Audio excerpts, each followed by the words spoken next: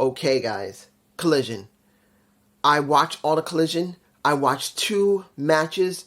The Brian Keefe and JD Drake.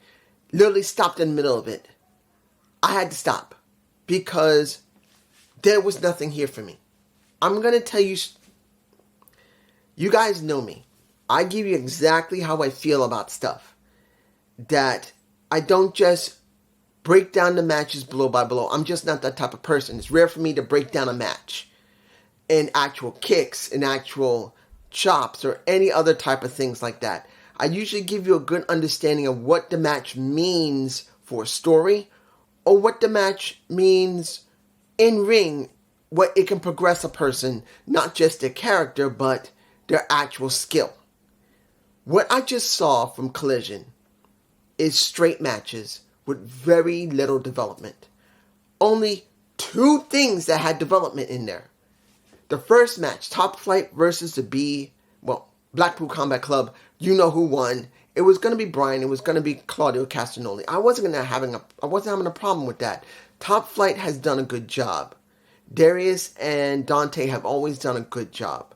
Now that they had Action Ready by them side, he does add something, but it's not like we see anything in the back from them. If you want to see something from the back, you probably have to watch Rampage, which I just stopped watching because I didn't see anything that was interesting me. But when you saw Bryan Danielson talk about the Anakin Arena and what AEW meant to him and why he's willing to bleed in basically for this company, it was okay. Seeing Claudio walk away, that was the most interesting thing of the entire segment. Because pretty much, let's make this clear, it's still the same talking points across almost every wrestler, that AEW is where the wrestlers wrestle. This is where wrestling is. This is the same towing point they've been doing for weeks now, and looks like they're going to go for months. The only thing that was interesting was Claudio when he left. And when they talked about it before the end of Collision, before Kyle O'Reilly and Adams match, he says, look, I'm there for Mox. I am there for Brian. But when I found out that he wants to do Anakin Arena, and this was a match where he legitimately almost got badly injured. He got injured in it. He got hurt. People were worried about him. That's what the story is. And even though, and he made it very clear, even though Eddie said he changed and he has been trying to change, but when that match happened, there wasn't much of a change. Fine, whatever. My friend, who I've known for years, this is Claudio, my friend who I've known for years, that I traveled with, who is nearing the end of his run. This is the last year he's going to wrestle. Now, for me personally, this is me, not Claudio. This is me. He's going to probably end it all in. Back in Europe, where they did their last show, that was at Wembley Stadium, near 100,000, or was 100,000 people. It's very hard to say. No, not 100,000. Was it 80,000? 84,000. My mistake, around 84,000. Outside the WWE. That hasn't been done in a very long time or ever. But I do believe he'll retire there. But what Claudio was saying, that he wants to see his friend retire healthy. He doesn't know why he did this. But he does know that he's not comfortable with it. So he doesn't want to be involved in it, so he went away. But he said, I care about my friend. I'm there for my friend. I just cannot be there for that. I can't. That was the most interesting thing, other than when the match was over with the Gorillas of, not the Gorillas of Destiny. I'm thinking about Tama Tonga and Tamaloa. I'm wondering how far they're going to be allowed to go in WWE. But the Gates of Agony, with Brian Cage, destroying basically jobbers and saying after it's over, when Tony got into the ring, look guys, we did this because he left us behind. He treated us like dirt. They only used us when they felt it was necessary to make themselves better. He was talking about Swerve and Nana.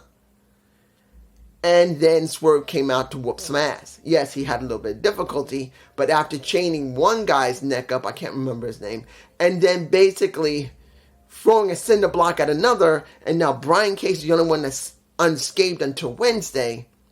Was it bad? No. Was the talk after that by Swerve saying that I brought all you in as the Mogul affiliates. I just took your asses out except for one, and I'm going to be taking your ass out next. So don't get it twisted. And Brian, understand, Brian, you're going to get done. But when it comes to Christian Cage, I am going to show you how dangerous I am. Whose house? Swerve's house. That was the best thing. And that was it. Any other progression of anybody's story? Generally speaking, no. Now, you could say, what about Will Ospreay? He's got his match against pretty much Roderick Strong. He's going after the International Championship. Yeah.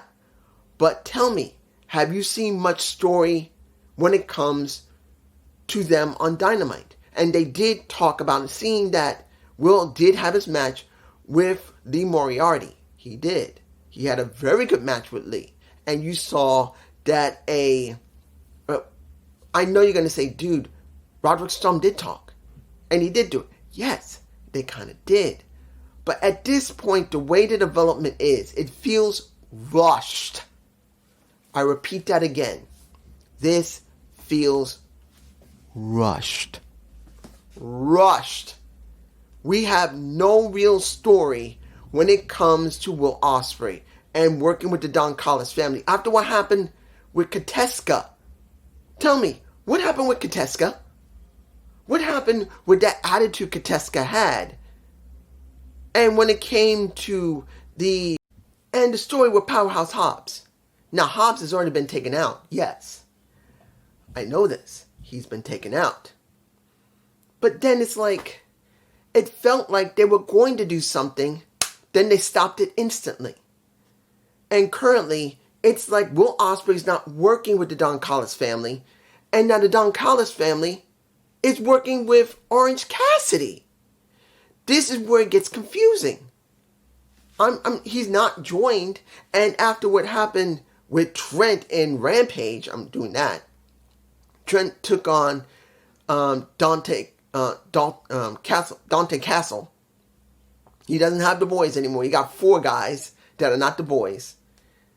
It feels very disjointed. What are we really doing here? And I could talk about all the other matches. Look, I can talk about the matches with... do I really want to talk about these matches? Other than the match with Adam Copeland and Kyle O'Reilly, which was a damn good match. It was. And the story of Adam Copeland seemed to descend more into the darkness, seeing blood coming out of his mouth a little bit after he managed to beat Kyle O'Reilly with a spear after basically destroying his midsection. That is okay-ish, but it's still a question of how far they're going to go with it. It's still the beginning. It still feels like it's very new. And we still don't get really a lot of build when it comes to the House of Black when it's dealing with Adam Copeland. It doesn't feel very substantial. I think they really do need to do interviews with either Renee Raquette or with a Tony Schiavone. They need more than just doing the backstage segments. It's not enough. They need something more. They do. And that's kind of not really helping the match in the build-up and what it means with the Adam Knopen, and him descending into possibly going to Madness to House of Black. There's just a lot of things that just disjointed. I'm sorry. I do have to say that it is interesting to see the Dynamite Kid's nephew, Thomas, Bennington. I've seen him once before. He's a good wrestler. He's still very young, but he's a good wrestler. I don't know where he's going to end up. I don't know if he'll end up in TNA.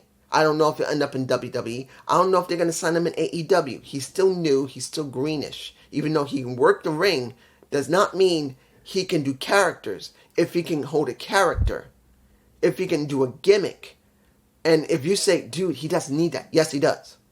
At this point with AEW, if he goes there, they have a severe problem with storytelling. It's not about wrestling. Because if it was only about wrestling, guess what? We did ROH, and where did I get it? Where did it get it? On Honor Club, where it's almost not even watched unless you do the alternative to watch it. At least a replay of it. I'm saying this. And look what happened with Daniel Garcia. I like Daniel Garcia. But he just went up against KM, who used to work in Impact Wrestling at some point. He whooped his ass very quickly. This is Garcia. This was KM.